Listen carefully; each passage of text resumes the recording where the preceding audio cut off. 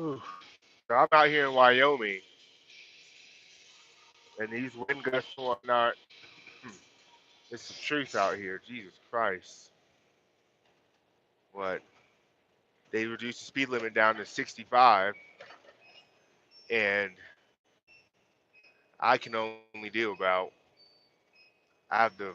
I have my pedal all the way down. I can only do about 55, 60 just with the wind gusts and this oversized load. So it's making it really, making it really hard to be able to just well, not control it, but I guess get my speed up.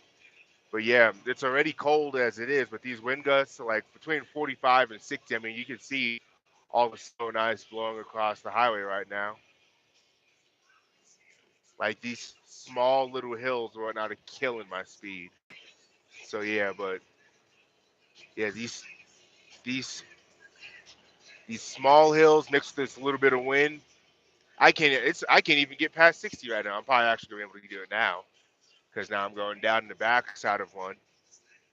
But luckily, the fans that I have, the way the direction of wind is coming in, it's able to actually go inside and spin the blades. So it's actually working on the aerodynamic side of the fan. But you see all that on the ground? I appreciate it. I will stay safe. But all that right there, even though the ground's treated, that's still ice.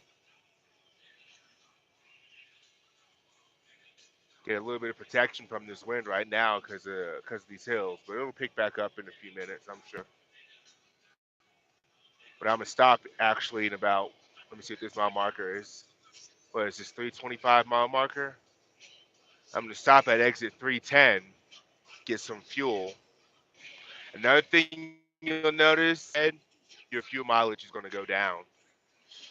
Just usually because yeah, it is beautiful out here. It's real nice. Yeah, no, yeah, Andrew, I barely made it out of there. I made it out of there. I made it out of the Wisconsin area and whatnot the day all that stuff hit. So by the time all that stuff rolled in, I just made it into Iowa.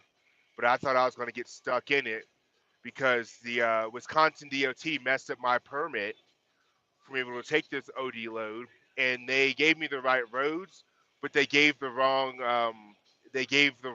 distances to go.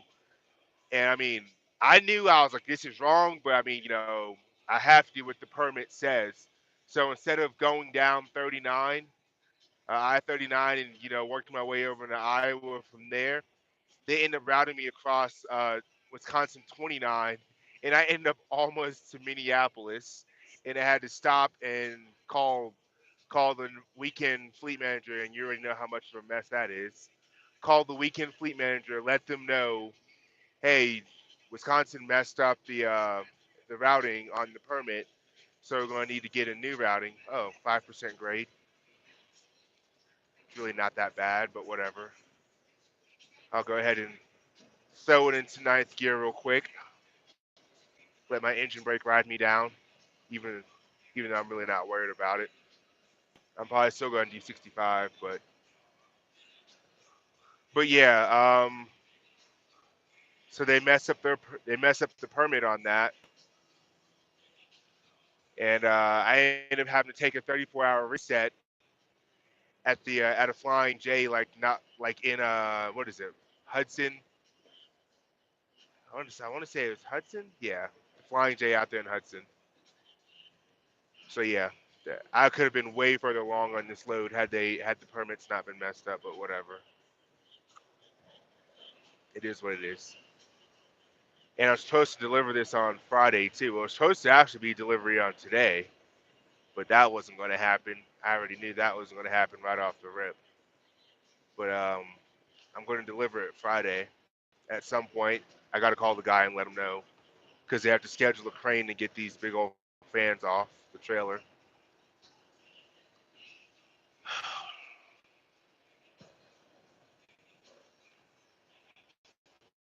Andrew, how many times West several times?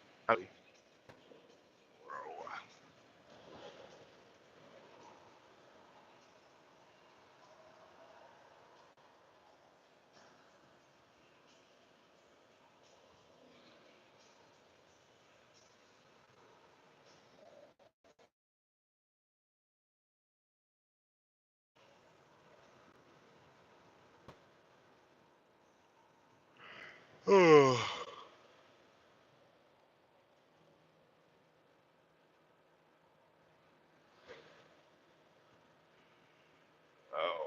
let's see if I can.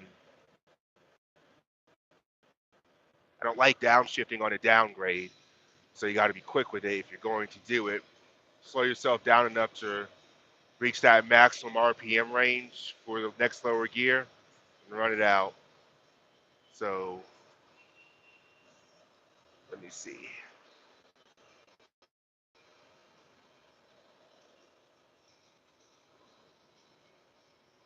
Nah, I'm just going to stay in 10th gear. It said lower gear, but my load total is only 13,700 pounds. So, oh, another fun fact: you have to pay for your permits for certain states out of pocket. When I first crossed over into the state,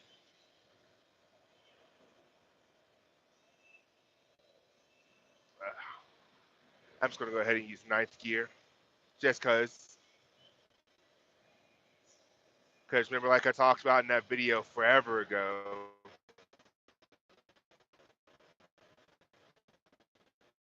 get about 1600 RPMs range for your engine, and let the engine brake hold you back by itself. All that white stuff on it, so I don't have to touch it. So yeah, headsets. I don't know if y'all can hear the engine brake going, but yeah,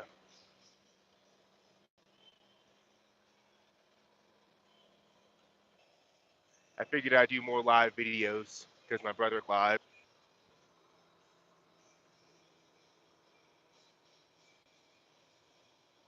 I think it's funny that I actually came out here, this part of the country, last year, actually around this time when I was driving.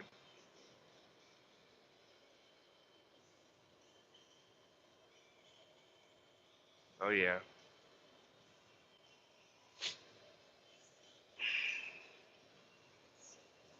but honestly, I mean, it's the wind gusts and everything. Excuse me. I mean, the wind gusting is really not too bad. I guess in comparison to where I've come from, when it was like in the negative, like negative 15, negative 20 and whatnot. Like right now, it says it's 34 degrees outside. So I mean, I got out, I wore my jacket. I didn't even have to wear my gloves and whatnot. I just felt it didn't. It didn't feel that as bad as what it had been feeling. I'll put it that way. It's so cold, just not as bad as the negatives. This guy right here that's passing me, we've been leapfrogging each other for a while now. I don't know what he's got in his box, but I'll pass him, then he'll pass me, then I'll pass him again, and we just keep on leapfrogging. So, oh no, he does this thing where he'll like get to a certain speed, and then he'll uh he'll start trying to go back up the backside of a hill, and he'll start killing his speed again.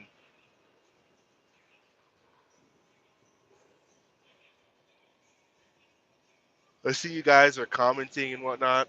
Um, I got to stop for fuel in like exit 310, so about another 6 or 7 miles. Mile marker said 317, but that said exit 316. And I know they usually try to coincide. See, so that one says 316.70. So yeah, I'd say about another 6 or so miles. I'll stop for fuel, and then I'll stop for fuel and look at all the comments, and then go ahead and read them.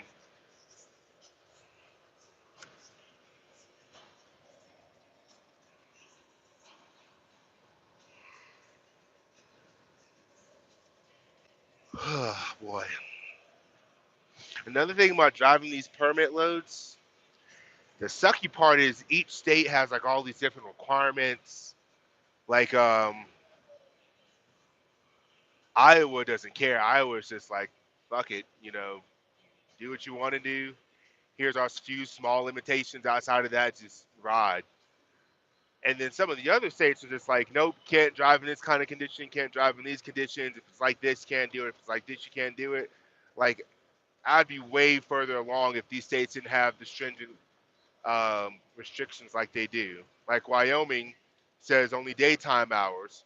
So I'm legit stopping and having to take like 13 and 14-hour breaks because it says you have to stop like 30 minutes before sunset or 30 minutes, 30 minutes prior to sunset, and you can start driving 30 minutes before sunset. But when you're taking these breaks, you see it's like, well, daggone, I gotta take a 13 or 14-hour break just to be within those legal like limitations. Just it's crazy to think about how much further along I could be right now. Like yesterday, I only drove 450 something miles because I had to wait. I couldn't go through Omaha and Lincoln between the hours of 7 a.m. to 9 a.m. But then you also look at the restriction that the state has. It says, oh, by the way, you can't go through Omaha and Lincoln at this time, but then you also can't start driving before 30 minutes before daytime. So basically, I wouldn't have been able to, I wouldn't have been able to, I could have started driving a little bit earlier, but then I would have had to stop. And then it's just like you might as well sit and wait till 9 a.m. And then you start driving at 9 a.m. But then they say you can't drive at night at a certain time. So then you have to haul ass across the state, because you have to stop driving by a certain time of day. And then you make it into Wyoming. You have to call Wyoming and let them know you're going to be there at a certain time because you have to pay for that permit out of pocket. So then you call them and say, hey, I'm going to be there at a certain time. And then they give you their restrictions. They're like, well, you can't drive. There's no nighttime driving allowed. And I'm like, all right. So basically, I made it across the border. And then it was starting to turn night, and I had to stop at the very first exit. So I spent the night at exit 401. There's a little Sinclair truck stop there. Real small, but I mean, it doesn't fill up. So you don't have to. You don't have to. I mean, I like the truck stop. I don't. If you're ever passing through that part of this country and it's that late at night, like at no point at that like any time last night did it fill up. So yeah, the little 401 exit 401 on I-80, the Sinclair truck stop, and there's also a rest area. Like once you get off the interstate, if you're heading westbound, you get off the interstate, you make a right-hand turn, and you see it. The rest area is to the left, the Sinclair is to the right. It also has the A&W All American Food um, restaurant there. I didn't eat there last night. I cooked some food in the crock pot, so I'm good to go for the next few days. Also, I just got a crock pot the other day. Great investment.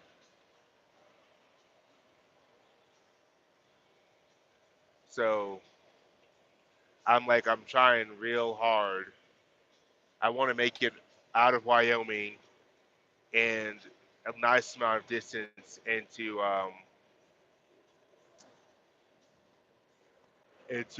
what's my next state? Utah.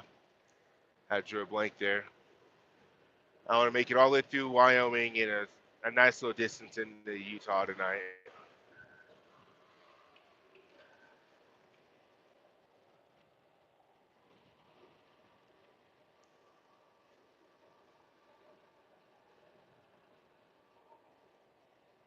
Okay, so here comes exit 310. I'm not sure how to say this town. I think it's Lamari. I'm just gonna go with Lemaire. I think that's what it is. This has a lot of truck stops. I think it has. Okay, the sign says current wind gusts 50 miles an hour. Expected gusts 60 mile an hour after a certain period of time. I missed it because I was past the wrong time. But out here, there's like 5 or 6 different truck stops. Pilot Flying J loves Petro. Um, yeah, all the good stuff, all the big name brand ones. But I'm going to stop over at the Loves and get some fuel and read the comments like I said I would. And I'm also going to mix the vehicle check into this into this stop as well. Because if I mix this vehicle check into this stop, I don't have to log one for another little bit. I basically reset it. Oh, okay. On duty, submit, fuel stop, submit. Come on, cars. Let's get a move on.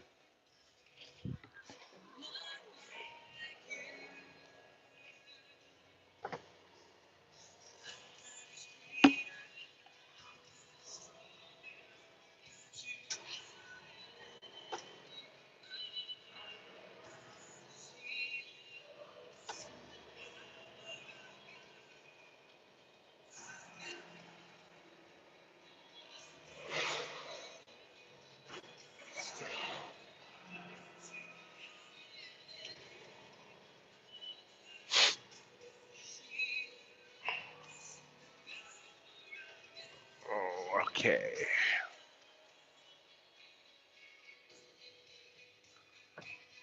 Making this turn 10 mile an hour. Actually, it's more like 7.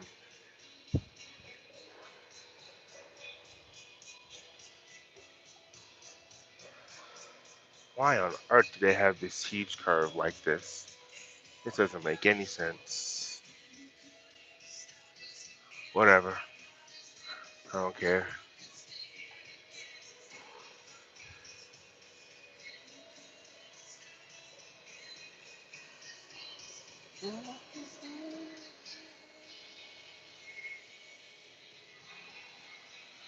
Fuel item looks a tad bit busy. I hope I don't have to wait for any fuel because I'm trying to keep it moving.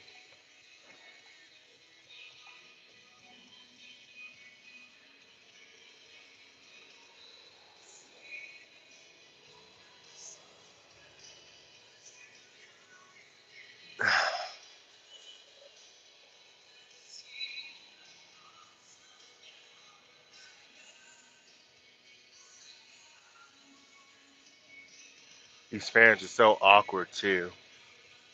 Like the way the weight sits on them is just really awkward.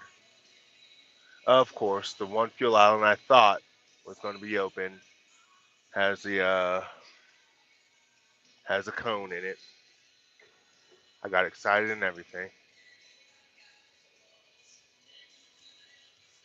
I knew it was too good to be true. All these people backed up like this. All right. I saw few people comment, so let me go ahead and read these comments real quick.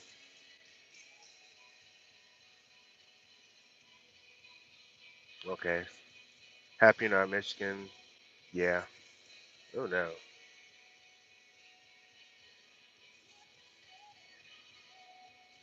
Mr. Gerald, I'm on I-80, exit 310 in Wyoming. It doesn't, yeah, it doesn't look too bad. Like I said, it's a lot nicer than where I have been lately, but I mean, it's a lot nicer, but it's still not ideal. It's not too bad though. The wind sucked more than anything else. The camera, what the hell? The camera didn't do it any justice as far as back pain from sitting for long periods of time. Do I ever experience back pain from it?